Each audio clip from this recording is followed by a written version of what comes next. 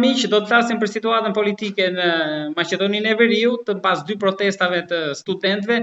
Duket se në lojë nuk është më provimi, por nëse do jetë apo jo, Denion Mejdani, ambasadori i Shqipërisë, ende në Shkup.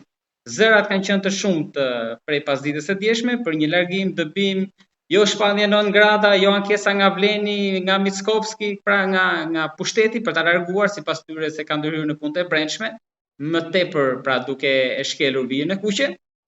Është folur në media edhe për një rokad mes Petrit Malajt në Prishtinë dhe Denion Mejdanit në Shkup. Megjithatë, mëngjesin e sotëm Ministria e Jashtme i ka mohuar këto zëra. Të paktën për momentin, por për situatën politike aty do të flasim me Zoe Nafis Selmani, gazetare, analiste. Zoe Selmani, përshëndetje dhe faleminderit. Përshëndetje Dyber. Zoe Selmani, kujt po i pengon ambasadori kaq shumë atje? Kujt po i prish punë? Sa nëse s'mbron të drejtat e shqiptarëve që ne i kemi edhe në preambull të kushtetutës, për të cilën është dërguar aty, atëherë dalim tek fjala e zotit Kim Mehmeti që nuk është për dasma dhe për çdo gjë tjetër për festa aty. Shumë bukur e tha zoti Kim Mehmeti, me gjas Denioni po ju pengon të gjithë atyre që nuk i duan të drejtat, nuk i duan barazit dhe nuk i duan shqiptarët fatkeqësisht. Denioni përndryshe, zoti Denioni është nga ambasadorët e parë i cili me përpikshmëri e ka paraqitur dhe ka përfaqësuar nenin 8 të Kushtetutës së Republikës së Shqipërisë për të kujdesur për shqiptarët jashtë kufive të Shqipërisë. Mejdanin të gjithë në Maqedoni e njohin si ambasadori i parë që fitoi zemrat e shqiptarëve. Denioni në fakt u familiarizua me shqiptarët ashtu siç e kërkon edhe detyra realisht. Mirë po, meqense ishte atipike për ambasadorët e mëparshëm, Denioni u erdhi si befasi atyre që nuk u duan të mirën shqiptarëve. Mua më vjen keq se në këtë lufta quajmë kundër zotit Mejdani, ishte edhe një grupacion politik shqiptar, të cilët përfaqësuesit e të cilit Vlenit hera herës edhe paraqiteshin me statuse publike dhe paraqitje publike kundër ambasadorit Mejdani. Posa u përhap për lajmi dje se mund të ketë ajo që thatë ju një transfer eventual apo shkarkim të zotit Denion, u pati reagime të shumta dhe të gjitha ishin pozitive. Njerëz që nuk merren me politikë, njerëz që nuk janë në parti politike, të gjithë ishin në reagime të jashtëzakonshme, duke kërkuar qëndrimin e zotit Mejdani në Maqedoni. Ajo që flitet në opinion është se pikërisht përfaqësimi i nenit 8 të Kushtetutës së Republikës së Shqipërisë u ka penguar çarqeve të ndryshme, në këtë rast VMRO-s fatkeqësisht dhe Vlenit. Më shumë besoj kishte ankesa nga Vleni apo VMRO-ja nga pushteti për këtë rast? Sepse edhe para disa javësh pat një deklaratë publike për ndërhyrje konkrete nga ambasadori sipas tij, duke qenë i njanshëm krah BDI-s. Kjo ka qenë një akuzë absurde se Denion Mejdani po anon nga BDI. Ajo nuk është as pak e vërtet. Ne që jetojmë këtu dhe që i dim hallet tona dhe që i dim mohimin e të drejtave tona që na takon, zoti Mejdani asnjë rast nuk ka lejuar që të përfshihet me një parti politike apo të mbajë anë politike. Percepcioni atyre është krejtësisht i gabuar. Nuk e di për cilat arsye ato ashtu e perceptojnë zotin Mejdani. Zoti Mejdani thjesht ka kryer rolin e tij politik ashtu siç e kërkon Kushtetuta e Republikës së Shqipërisë, po para se të jetë zoti Mejdani politikan, ambasador, zoti Mejdani është shqiptar dhe këtë fakt duhet ta pranojnë të gjithë, qoftë VMRO, qoftë Vlen, qoftë kushdo që i pengon detyra e zotit Mejdani. Po, nëse vazhdojmë me këtë linjë që Mejdani qëndron aty, edhe ai vazhdon me këtë qëndrim, mund përjashtohet mundësia që mund të kemi edhe një dëbim nga aty? Të dëbohet zoti Mejdani? Po mund të shkohet deri aty se këto zëra që erdhën nuk është se erdhën kohët e papritur, se sikur e thatë ju pak më lart, ai shqetësim ka ngjallur. Pra derisa do të lejohet. Ta them edhe një gjë tjetër, në ndërkohë kishte edhe domethënë kemi dy zëra. Zëri i cili nuk ja don të mirën shqiptarëve dhe që është kritik ndaj Denion Mejdanit, mirë po zëri tjetër është zëri i shumicës, të cilët ngulin këmbë që zoti Mejdani të qëndron si ambasador në Republikën e Maqedonisë së Veriut. Një gazetar nga Maqedonia, nga Shkupi dje, organizoi një peticion dhe ishte për pak orë, ishte një përkraje masive e nënshkruesve të atij peticioni që zoti Mejdani duhet qëndroj. Tani, cili zë do të fitoj, zëri kritik pa argumente dhe zëri mbrojtës, ta themi në këtë rast, për zotin Mejdani, duhet të ta shohim ditëve në vijim. Mirë po, dy zërat, zëri mbrojtjes dhe zëri i këmbguljes për qëndruar zoti Mejdani në Republikën e Maqedonisë si ambasador, i të i kalon të gjitha, ne nuk kemi parë asnjë një situatë të tillë, që në atë mënyrë, pa asnjë organizim, njerëzit të shprehin mbështetje, të shprehin përkraje dhe ta nënshkruajnë peticionin për qëndrimin e zotit Mejdani në Republikën e Maqedonisë. Po, tashmë kauza e studentëve po kalon sigurisht, ajo është në plan parë, po diskutohet në plan të dytë tani, si do të vazhdojë, sepse vëmendje kryesore 2 ditë e fundit e mori ambasadori. Sigurisht kauza 1 është, por si do vazhdohet tani me studentët, sepse nuk është se kemi pas edhe një datë të saktë. Të gjithë nga vleni flasin që provimi do jepet shqip, ashtu sikur e theksoni dhe ju, njëri thot 2 muaj, tjetri 3 muaj, tjetri thot prisni pa afat, po derisa është afati, sepse na kujton kilometrin e fundit të zotit Berisha në Tiranë që akoma s'po mbaron. Pashu, kishte edhe një tjetër, së shpejti, do me thënë, ta sharojmë. Studentët janë shumë të sigurt në kërkesat dhe këmbëngulës në kërkesat e tyre. Ata thanë qartazi, ne nuk do të ndalemi këtu. Këtë e thanë edhe në protestën e parë, ishin shumë korrekt, jashtëzakonisht korrekt. Studentët gjithçka filluan duke i dhënë përparësi dialogut, duke u takuan me të gjithë deputetët, qoftë të opozitës, qoftë të pozitës.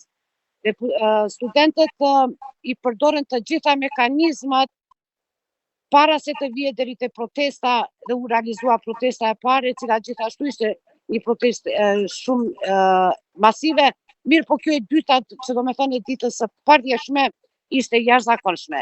Studentët përsëri janë të qartë në kërkesat e tyre, nuk do të heqin dorë. Çfarë ndodh?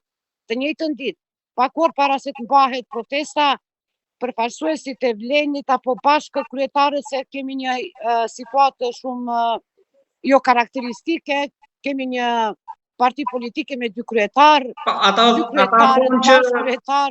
Ata thonë që jemi të Shqiponja me dy krerë, po.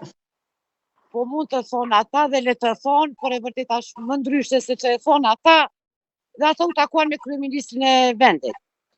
Më pas, të njëjtën ditë, ministri i drejtësisë prap ishte kategorik se nuk do të lëshoj pej, pastaj kishte reagim edhe nga disa përfaqësues të partive tjera maqedonase dhe një deputet i VMRO-s të nesërmen, i cili kërkoi që do të gjejmë do të bëjmë një ligj i cili do duhej të votohet me 2/3 e votave, që në përkthim i bie këta bëjnë çmos vetëm që të prolongohet realizimi një të drejtë kushtetuese të studentëve, sepse realisht, siç është thënë me 100 vjetra herë, ligji ekziston dhe në kuadër të ligjit studentët kanë të drejtën që t'japin provimin profesional në gjuhën amtare. Këtë e pa thënë para disa muajve, për afërsisht 3-4 muajve, pak para protestës së parë, vetë kryeministri në një pres konferencë kur thotë, po që se studentët shqiptarë kërkojnë që provimi të jepet në gjuhën shqipe, absolutisht e kanë të drejtën e botës që ata kjo të ndodhë. Dhe më pas, filloi ndryshimi i deklaratave, ata thjesht janë në një çakurdim të papar, nuk di çfarë flasin.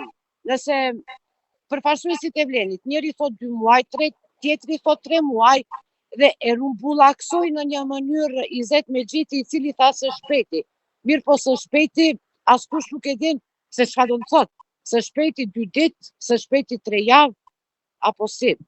Që du të them, fatkeqësisht janë të çakorduar, ata nuk po din dhe nuk po arrin të dakordohen ndërmjet veti, që pasaj një qëndrim të unifikuar dua japin studentëve të jurisprudencës, dhe dua ta them këtu nuk është vetëm çështja e provimit të jurisprudencës, që ta sharoj për opinionin tuaj, atje ta zëm një student cili mbaron studimet e psikologjisë në Universitetin e Tetovës apo në Universitetin e Nën Terezës, ai megjithatë për ta marrë licencën për psikolog do duhet të nështrohet njësoj në provimit për licencën në maqedonisht, janë kontabilistët dhe shumë profesorë të tjera, studime tjera të cilët pas përfundimit të studimeve në gjuhën anëtare duhet t'i nështrojnë provimit në gjuhën maqedonase për ta marrë licencën.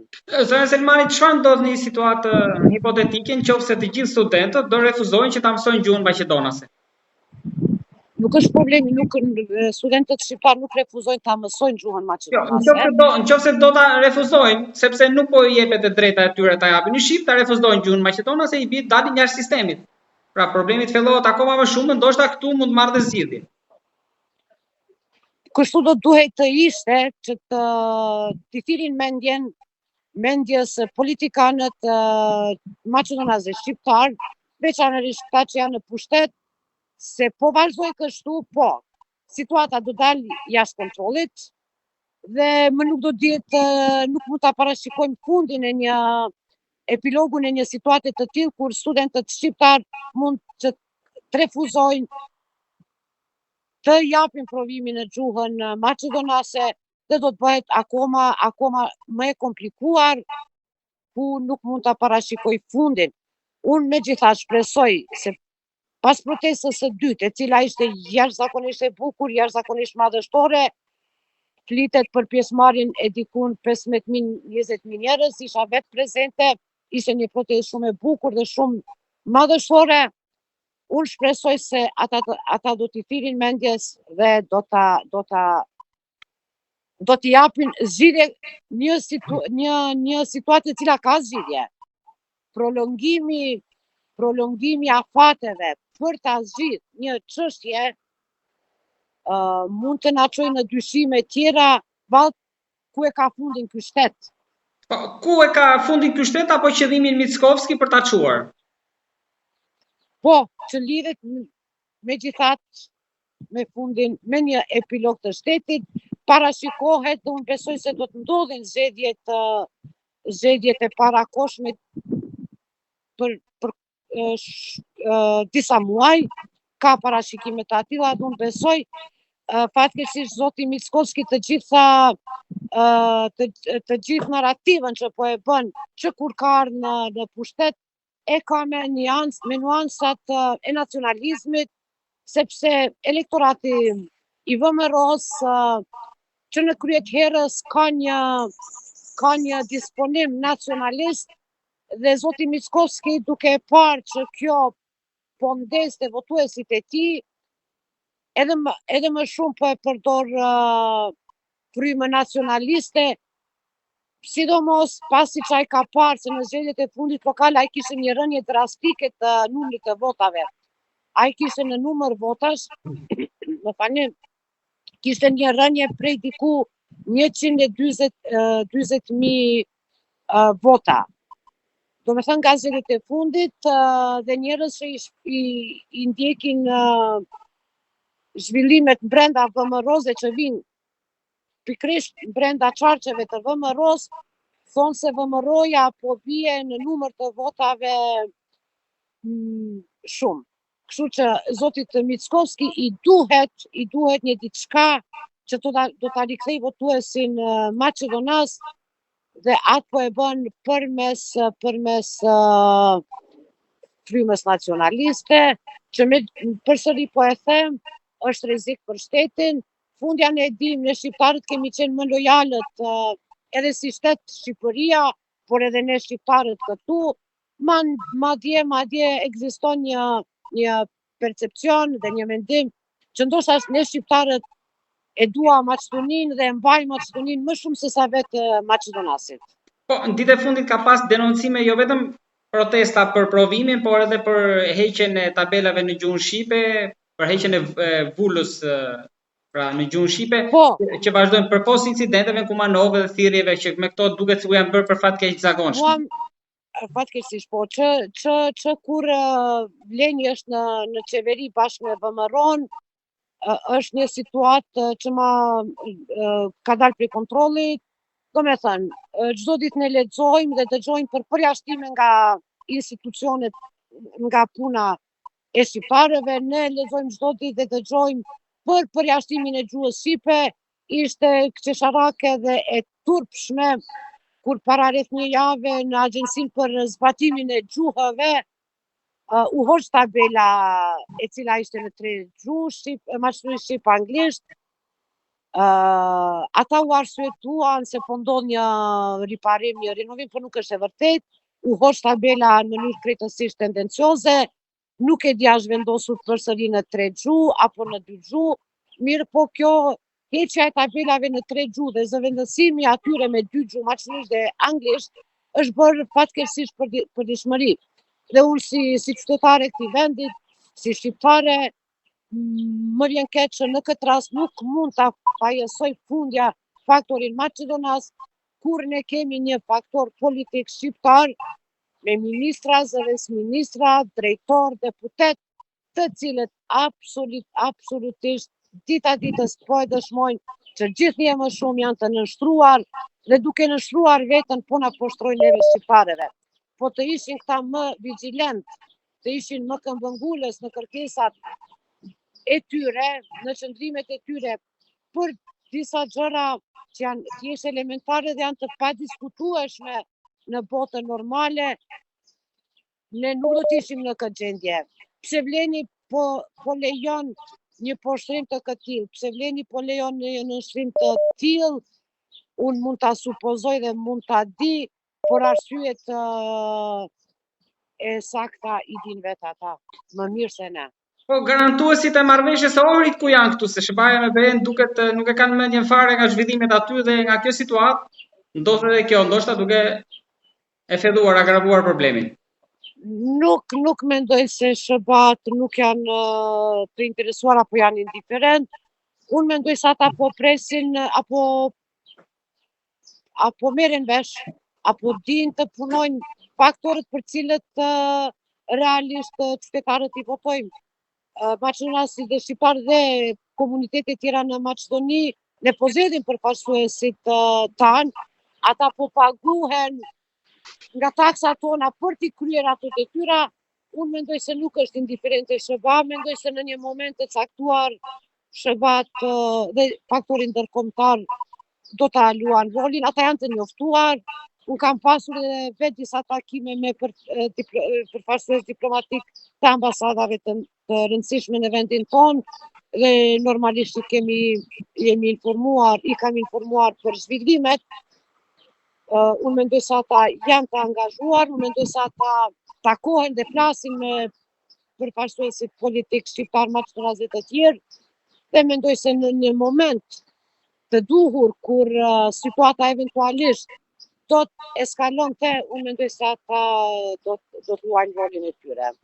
Zëna Selmani, kam një pyetje të fundit. A jeni të zhgënjur ose a ndjeni të tradhtuar që nga takimi i 2 nacionalistëve, sepse pak më parë ju referuat me Mickovskit si të tillë me qëndrimet, por u takuan nacionalisti Mickovski me nacionalistin Kurti. Tani ata ishin të buzëqeshur, atë duket sikur çdo gjë shkonte vaj, po në realitet situata është ndryshe aty.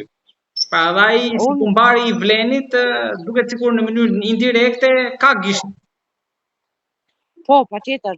Unë nuk i di tani më Albin Kurti, qërsa ishte opozitar, ishte nacionalist. Që kur u bë kryeministër, unë mendoj se është internacionalist, është kozmopolit. Është bërë globalist, domethënë. Vetëm nacionalist nuk mund të jetë, sepse po të ishte nacionalist. Në momentin kur përfundoi himni i Evropës, i Bashkimit, në momentin kur nuk filloi të këndohet himni shqiptar, më e pakta që duhet bënte Albin Kurti, kryeministri i Kosovës, duhet ta praktikisat sallë. Por jo, ai vazhdoi të qëndroi deri në fund dhe nuk reagoi, është i vetmi politikan shqiptar. Ndoshta nga Kosova, Shqipëria dhe gjitha treva tjera, qofshin opozitë, pozitë, të cilët që nga protesta e parë i kanë dhënë të tjerët për kraje pa rezervë studentëve, është i vetmi Albin Kurti dhe vetvendosja ajo e cila me asnjë fjalë nuk mbështeti protestën. Në Shqipëri pozitë dhe opoziti përkrahën individ të ndryshëm, përkrahën artistë të famshëm, sportistë të famshëm e kështu me radhë, i vetmi Albin Kurti dhe lëvizja vetvendosje nuk i përkrahi. Nga ky këndvështrim unë nuk mund ta quaj më nacionalist, ai mund të jetë po globalist, mund të jetë internacionalist, mund të jetë kozmopolitan, nuk e di çfarë është, vetëm se nuk mund ta konsideroj të paktën unë Kurtin si nacionalist, veçanërisht duke pas parasysh faktin sepse Albin Kurti erdhi në pushtet pikërisht përmes protestave. Rrezonte kamion me ushqime të madhra të serbe, i refuzonte që tashmë nuk ndodh. E quante flamurin e Kosovës flamuri Lara Lara. Deklaronte, jepte me pompozitet premtime për bashkimin kombëtar.